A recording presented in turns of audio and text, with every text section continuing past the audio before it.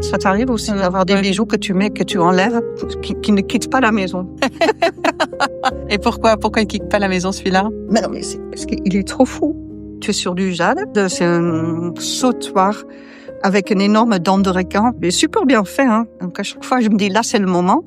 Et puis juste avant de partir, soit c'est moi-même, soit il y a toujours mes filles, parce que j'ai plus la fashion police ici qui me font, mais tu sors avec un mafioso, tu vas passer, ou je sais pas. Voilà. C'est drôle, ça. Yvonne est hollandaise, vit en France depuis longtemps, et nous nous sommes rencontrés dans le milieu de la mode, où nous évoluions toutes les deux. La première fois que je l'ai écoutée, j'ai mesuré l'intensité de son engagement et une forme de générosité qu'elle mettait dans les missions qu'elle occupait. Yvonne, c'est une parole, un accent, un langage imagé, drôle, et souvent l'anglais s'en mêle.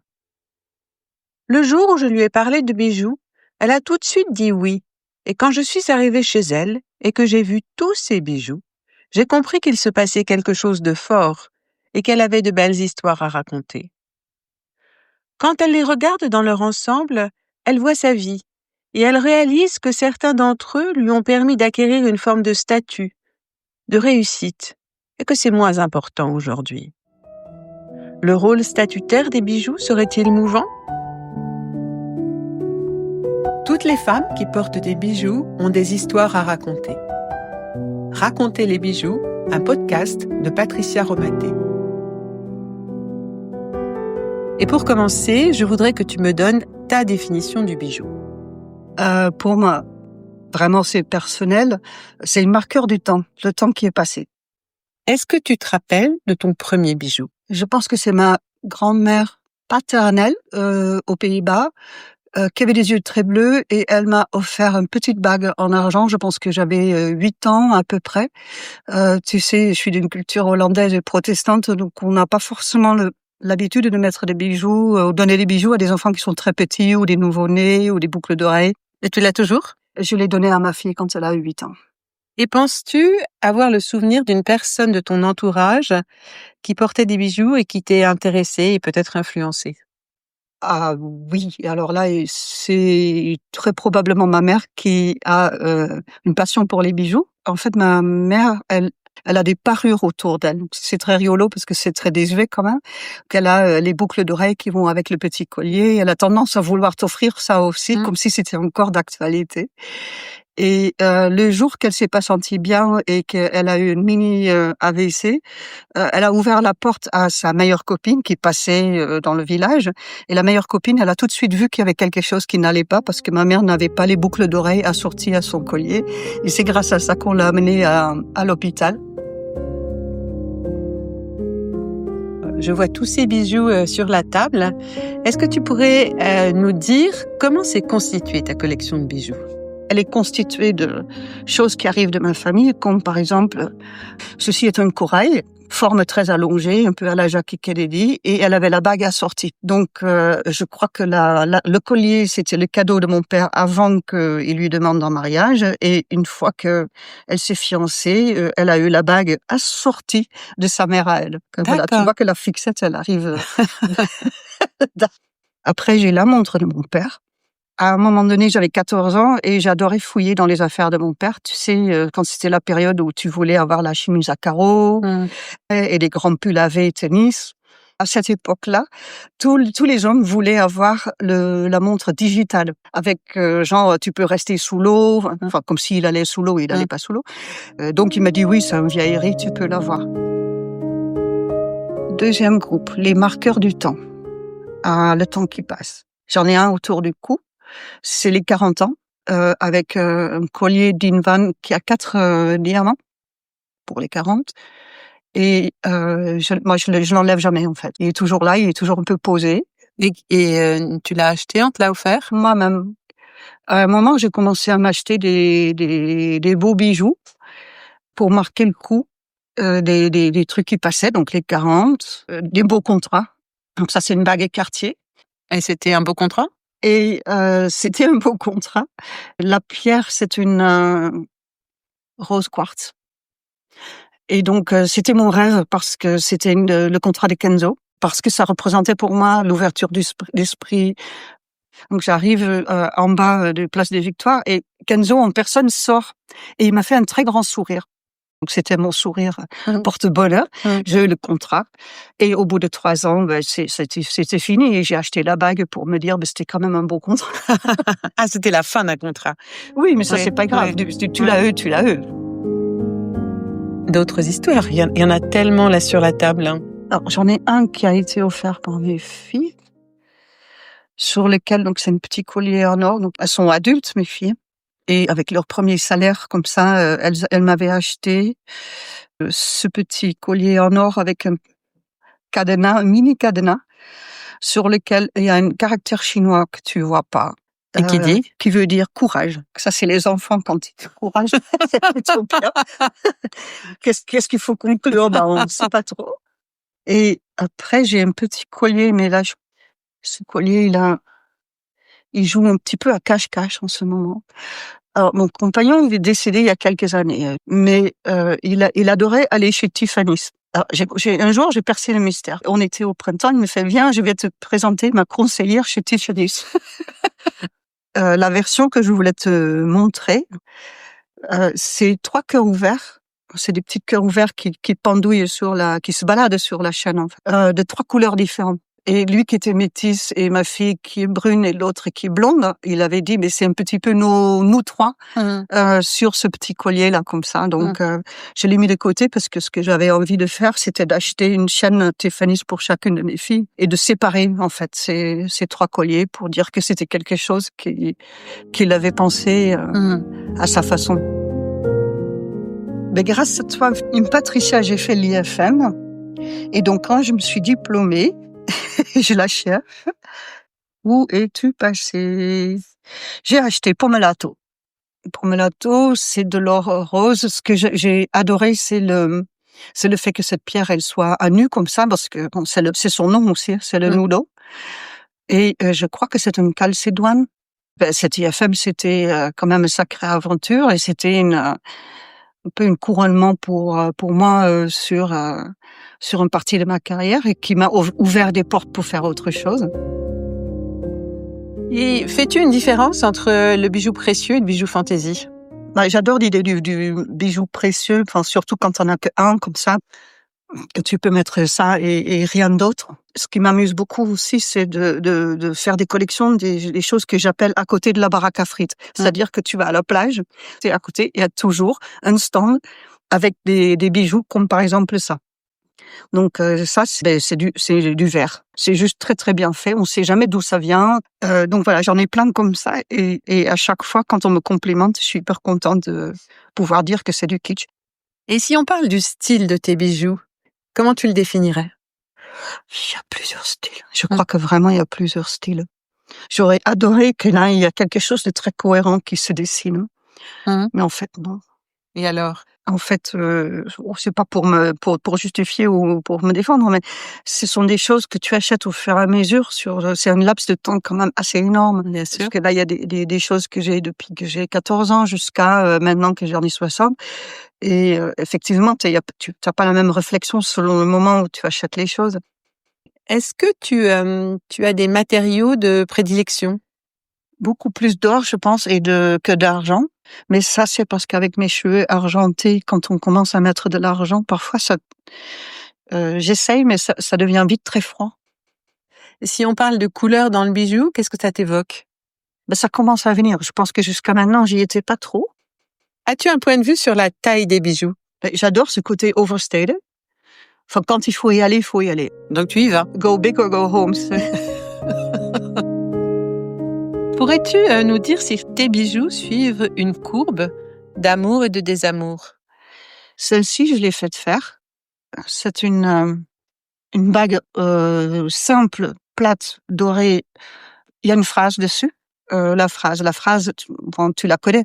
Watch your thoughts, they become your actions. Watch your actions, they become your habits. Watch your habits, they become your life or your destiny. Tu vois, enfin, il y a Un enchaînement. un enchaînement comme ça qui quelque part t'explique que, enfin, ce qui se passe aujourd'hui dans ta vie a commencé une fois avec la manière dont tu as pensé les choses. Donc, Et c'est ça ce qui est marqué sur cette bague. Et alors, on était sur le sujet amour des amours.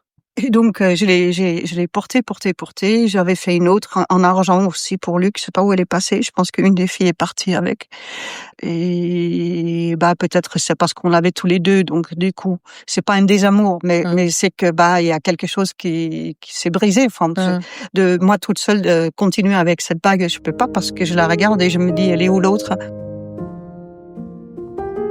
Et penses-tu que ton goût est évolué? Le goût évolue, oui. Le goût évolue. Je pense qu'avant, que le bijou était peut-être là pour paraître quelque chose, non? Pour affirmer quelque chose. Tu as besoin de ça quand tu es plus jeune. Et aussi, quand tu es plus jeune, t'en mets plein. J'ai l'impression que plus ça va, plus tu es capable d'en mettre que un et de savoir lesquels il faut mettre. Et ça me fait toujours plaisir pour tout le monde, bien sûr, quand on te complimente pour dire, mais tu as des beaux bijoux, tandis que t'en mets que un. Alors, je trouve que la force, elle est plutôt là. Et il y a peut-être moins de côté ostentatoire. Dont tu n'as plus besoin aujourd'hui? Un côté pouvoir, oui, ou un côté appartenance, comme ça. À tes yeux, existe-t-il des fautes de goût, des interdits en matière de bijoux? Oui, ça c'est intéressant, parce que les fautes de goût, quand c'est laid, il faut aussi un peu y aller des fois. Parce que dans ce cas-là, il y a quelque chose qui se fait. C'est d'ailleurs, pour le dent de requin, c'est typiquement ça. Sauf qu'après, j'ai toujours pas trouvé la clé d'entrée pour dire pourquoi, mais parce que ça est un côté un peu vulgaire que je trouve drôle. Mais pour le moment, j'arrive pas à le mettre en truc. Est-ce que tu aurais un bijou préféré? Un bijou préféré? C'est toujours un peu le dernier, bien sûr, hein. C'est sans fin, non? Sans fin. Alors, on a parlé de ton premier bijou. Est-ce que tu pourrais raconter ton dernier bijou? Il date d'hier. Voilà, formidable. T'es arrivé pile. Ouais. C'est ça là, pour mes 60 ans. Donc là, c'est la bague que Juliette et Louison m'ont offerte. Et puis, elle s'était accompagnée avec un petit mot qui disait « Sexy is the new sexy ». Et y aurait-il eu une erreur dans ta collection de bijoux? Une erreur. Chercher l'erreur. Je crois pas. Il y a des choses que tu mets de côté parce que, comme tu venais de dire, oui, on évolue, on n'a pas les mêmes goûts. Quels sont les types de bijoux que tu portes? Bon, il faut déjà prendre le temps de changer de bijoux. Pas tout le monde a le temps tous les jours de changer. Quand je pars en voyage et je dois travailler tous les jours, j'ai une petite kit bijoux déjà préparée depuis l'amont. J'essaye de raconter un truc de la saison, par exemple. Il y a des colliers où tu vas dire, c'est typiquement l'été. Et ça raconte quelque chose du moment. Justement, oui, c'est presque le deuxième propos. C'est que le choix, il va être aussi dans est-ce que je peux faire le plus simple possible? C'est-à-dire que est-ce qu'il y a un truc qui va pouvoir faire le job? Je vais chercher ça. Et donc tu fais un statement avec, je n'en sais rien, que avec des perles, mais t'en as 3 différents. Tu vois ce que je veux dire? Dans ce cas-là, c'est plus la peine trop de t'énerver sur autre chose. Pourrais-tu nous dire dans quelles occasions tu portes des bijoux? Quelles occasions? Toutes les occasions. Moi, je vais jusqu'au maillot de bain. C'est ce que je t'ai dit, j'ai des trucs spécial plage. Ça, tu peux mettre ça à la piscine, tu fais les Taylor directement. Et comment tu vis avec tes bijoux? Bon, par exemple, celle-ci, je dors avec le collier que je t'ai montré. Et j'aime bien cette idée-là où, par exemple, il y a des boucles créoles fines où tu te lèves le matin, tu n'as plus rien à faire. Après, il y a aussi, que je disais, préparer la pochette voyage. Donc, et parce que tu dois partir, tu vas faire 4 jours de workshop et donc tu as tout prévu pour qu'on te fasse un compliment. C'est incroyable. Et qu'est-ce que tu as encore trouvé? Et là, quand tu pars en voyage, tu prépares, tu dis 4 jours et tu prépares les 4 jours. Oui. Ah oui. Ah bah oui. À l'avance. Bah oui. Donc, si tu fais ça malinement, et une fois par semaine à peu près, parce que ça finit un peu sur une assiette à côté de mon lit au fur et à mesure de la semaine. Une fois par semaine, j'essaye de retrier tout et je prépare la semaine suivante. Est-ce que tu pourrais parler d'un rituel dans ta façon de préparer tes bijoux, justement? Une fois par saison, j'adore me poser pour tous les nettoyer. Avec des petits brosses ou les trucs spéciaux argent, donc ça c'est au rituel que j'aime bien. Penses-tu que certains de tes bijoux aient une incidence sur tes gestes et ton attitude? Et c'est vrai qu'il y a certains bijoux aussi où j'ai la même couleur de vernis. Que j'ai une vert qui va avec ça, j'ai le rose qui va avec le quartz, j'ai une gris qui va avec une autre bague. Je sais parce que comme je vais dans les workshops avec les clients et je dois leur montrer, je manipule les choses, je leur montre, je sais qu'ils vont regarder mes mains. Je suis un peu le courtier, tu sais, au casino. Enfin, il faut avoir quelque chose de bien soigné. Quand tu t'habilles le matin, comment ça se passe et quel lien s'opère entre ton look et les bijoux que tu vas choisir? Soit il y a quelque chose de très harmonieux qui passe par la couleur, par exemple. Et sinon, à mon avis, le mieux, enfin, je suis pas championne du monde, mais le mieux, c'est quand même de chercher un mini décalage. Donc, c'est le collier de perles avec le t-shirt blanc. C'est quelque chose d'exagéré, mais avec une chemise d'homme. Enfin, c'est là où on est le mieux, je trouve. Et existerait-il un lien entre ton humeur et les bijoux que tu vas choisir? Ah, c'est une belle question, ça. Je pense que oui, il y a un mindset des fois, non? Je pense que, par exemple, le Houdini que je t'ai montré tout à l'heure, donc la grosse chaînasse comme ça, c'est quelque part, elle dit: «J'ai raison. Ne discutez pas avec moi.» Alors maintenant, je voudrais te demander, on rencontrait quelqu'un dans la rue qui ne te connaît pas. Que penses-tu que tes bijoux disent de toi? Ah, je la vois. Ouais. Ouais, et je pense que ça a évolué avec l'âge. Je t'ai montré tout à l'heure les petits bracelets à Hermès, où tu te dis, tu mets les bijoux, enfin, tu le fais pas vraiment exprès, mais quelque part, tu aimerais envoyer un signal de, elle a réussi. Et c'est aussi pour ça qu'à un moment donné, tu les abandonnes aussi. Enfin, quand tu te dis que bon, finalement, c'est pas plus trop le propos. Maintenant, quand on me fait si on me connaît pas et on me voit, j'aurais préféré qu'on remarque peut-être une subtilité, quelque chose d'un peu plus inattendu. Si je te dis bijoux et féminité, que réponds-tu? Ah oui, à fond. Mais encore, à fond. C'est toute la féminité, ouais. Dans ce que je vois ici, si je me connaissais pas et je me dis mais il faut la décrire, c'est pas une féminité très fragile ou très romantique non plus. Affirmée, mais avec de la sensibilité, alors on va dire. Oui. Est-ce que tu pourrais sortir sans bijoux? Non, mais je crois que vraiment je suis jamais sortie sans bijoux. T'imagines un peu? Que te manquerait-il? Ah non, mais je crois que je serais mal à l'aise. Parce que j'ai pas besoin de beaucoup. Enfin, ça peut être juste une bague, hein. Comme je te dis, même à la plage, au contraire, j'en rajoute. Et quand tu regardes tes bijoux dans leur ensemble, que t'évoque-t-il? Je crois que ça m'a toujours, même petite, procuré un certain sens de sécurité d'avoir des bijoux. Ah oui? Oui. Je me vois encore avec ma boîte à bijoux. Par exemple, un dimanche, quand tu savais pas quoi faire, je me rappelle, tu ranges ta chambre, à un moment donné, tu prenais ta bijoux et tu re-ranges tout correctement dans ta boîte. Ça donne un sens de rien de grave peut m'arriver. Alors, tu as 2 filles. Penses-tu à la transmission de tes bijoux? Ouais, je t'en ai déjà parlé. J'ai transmis des choses déjà là, mais je les laisse choisir, mes filles. Donc j'ai ma boîte à bijoux et je fais une sélection des choses. Voilà, je me rappelle aussi que ma grand-mère avait donné une petite bague de son frère qui avait disparu tragiquement vers 20 ans, et moi, elle me l'a donnée vers mes 20 ans. Tu te dis que cette bague, elle a son travail à accomplir, donc faut pas que toi tu la gardes après jusqu'à tes 60 ans. Faut qu'elle continue à faire ce chemin. Donc ça, c'est une chose. Donc c'est des choses que j'ai eues pour moi et qui passent. Et il y a une autre catégorie, c'est par exemple les Dinvan qui sont là où je m'étais dit tiens, je les achète maintenant et elles les auront plus tard. Ou par exemple ce diamant qui est un diamant canadien que j'ai acheté quand ma deuxième fille est née. Enfin, je sais pas ce qui m'est passé par la tête. Bon, on était au Canada et puis je vois un joaillier qui avait une vitrine. Il partait à la retraite, en fait.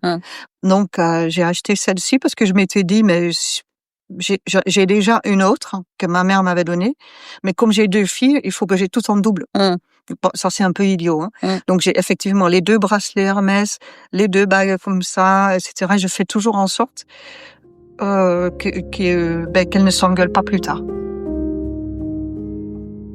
Et pour terminer cet entretien, pourrais-tu qualifier le rôle que tu attribues à tes bijoux? Les bijoux, c'est le temps qui passe.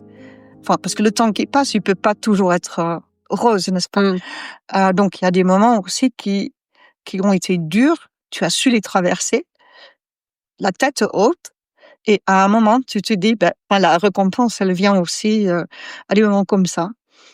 À 50 ans, je perds un job pour lequel j'avais vraiment travaillé très dur, et j'avais vraiment violemment été éjectée d'une manière assez injuste.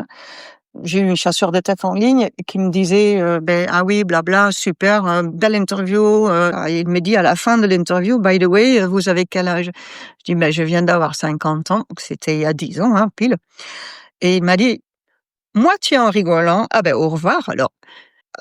Et donc je m'étais dit, aïe, donc là, cette fois-ci, chercher un job, ça va être vraiment très dur. Donc quand on traverse et qu'on a su garder la tête haute, et que on se remet en piste, on se remet en selle, et on se dit, on va quand même y croire, ça vaut un diamant.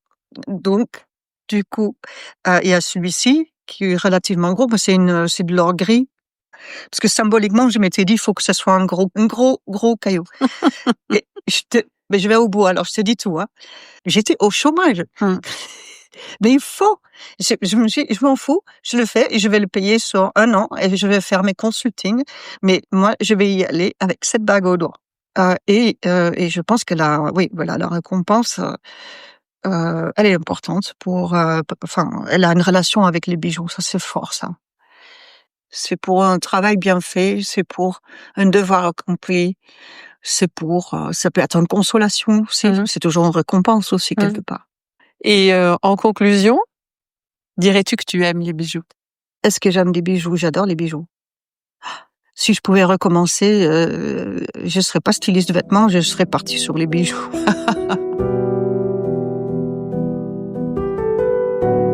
Raconter les bijoux, un podcast de Patricia Romaté.